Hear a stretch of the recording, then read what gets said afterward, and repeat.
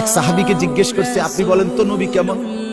উনি বলছে কাসিমুল ওয়াজহ, এক শব্দ কইছে, মানে হলো তিনি ছিলেন এমন যার প্রতিটা অঙ্গ, চোখ, নাক, কান, হাত, আঙ্গুল, ঠোঁট, প্রতিটা অঙ্গ যদি আলাদা আলাদা দেখি তাইলে সবচেয়ে সুন্দর, সারা অঙ্গ যদি একসাথে দেখি তাইলেও সবচেয়ে সুন্দর তিনি। আমরা আরেকজন কেউ আমনে কোন, আরেক সাহাবী আমনে কোন তো নবী কেমন? উনি বলতেছে আমি কইতাম না, তিনি ছিলেন এমন ওয়াসিমুল ওয়াজহ, তিনি ছিলেন এমন যাকে একবার দেখলে আবার দেখতে মন চায়, দ্বিতীয়বার দেখলে প্রথমবারের চাইতে আরো সুন্দর মনে হয়, যত তারে দেখি তত আরো সুন্দর লাগে। তিনি রাসূলুল্লাহ সাল্লাল্লাহু আলাইহি ওয়াসাল্লাম।